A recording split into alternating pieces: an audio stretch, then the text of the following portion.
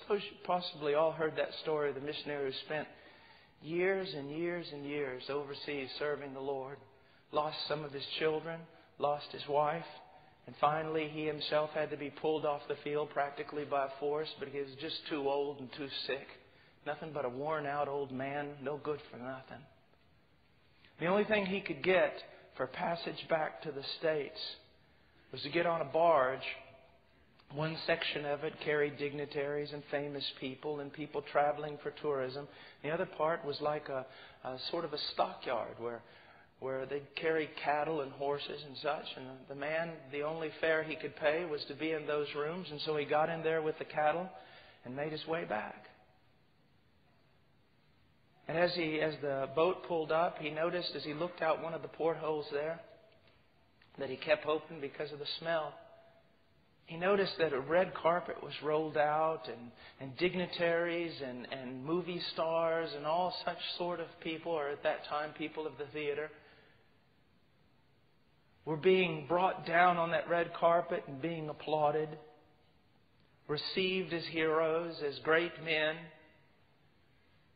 He walks off with the cattle, finds a little apartment in a seedy part of town, buys some porridge and some bread, goes to his room, cuts open the bread, it's a stick of butter, and the old man just couldn't take it anymore. He just began to weep. He said, "Father, these people haven't served you. They mock you. They come home and a carpet is rolled out for them. The finest food is laid before them. I've lost my children. I've lost my wife. There's nothing left of me. And I come home and I have gray porridge in a tiny room, having traveled abroad with cattle." And all of a sudden, that voice that you do not hear spoke to his heart and said, "Son, you're not home. You're not home." I find it funny that missionaries kind of have to travel around almost ashamed. Kind of like going from one church to another, knowing that some churches like yours receive them well and count them as heroes, and yet knowing when they go to other churches, they're just a bother. Oh gosh, another missionary video. Another slideshow. I've been at the place where you're up there giving the slideshow.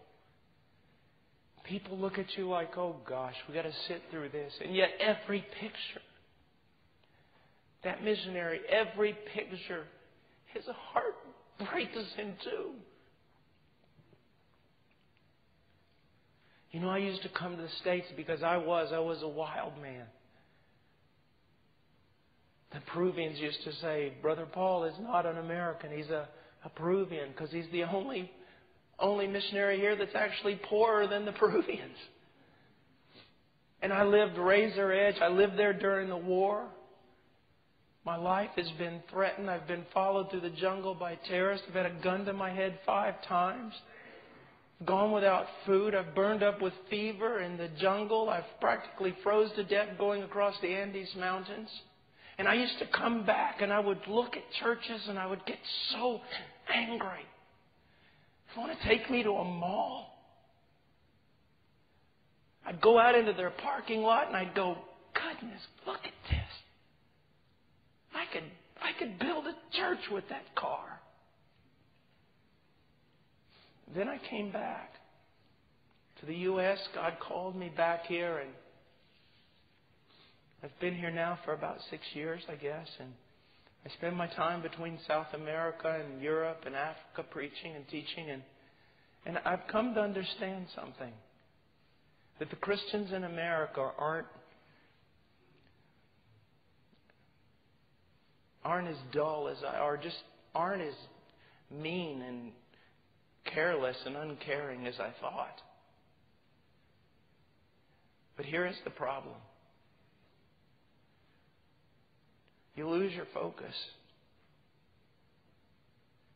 Missions is just not plastered before your face. You know, these missionaries, that's all they think about. But see, and you can't, I can't blame you, because sometimes I fight the same battle now that you fight. But you just lose your focus. This is like Plato's cave. This is the shadow on the wall. All these things that you see in Detroit, all the things that God could care less about your World Series. It's not even reality to Him. You see, the things that are most important that you can see with your eyes, they're not important at all to God. They're not. I remember one time when the World Cup was going on, and in the World Cup in South America, everything shuts down. I mean, businesses shut down, everything. The World Cup's the biggest thing going. And I remember I was coming down, it was a Sunday night in a church that I had planted. I was coming down to the first floor, and a little Indian woman by the name of Delia was going up to the third floor where the roof was. And in Peruvian homes, you stay on the roof, you do things on the roof. And I said, Delia, ya vamos a cerrar, tienes que irte. Delia, we're going to close the church, you need to go. She had an old plastic Coca-Cola bottle filled with water. She said, well, I'm not leaving. I said, what do you mean you're not leaving? She said, I'm going to go up on the roof and pray. And I said, yeah, I know, but it's 9:30.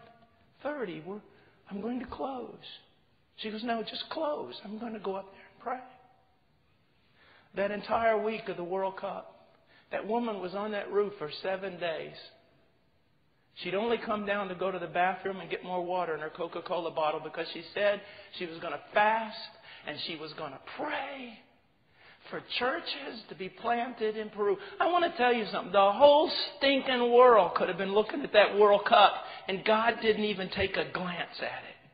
He was looking at one little Indian woman sitting on a roof fasting for 7 days that more churches would be planted in Peru.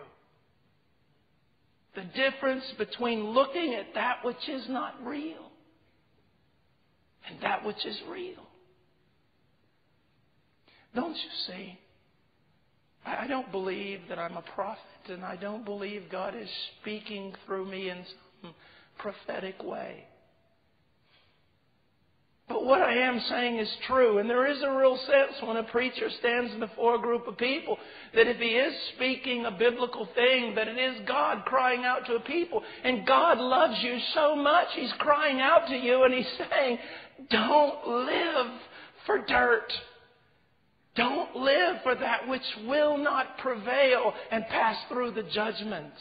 Live for the kingdom.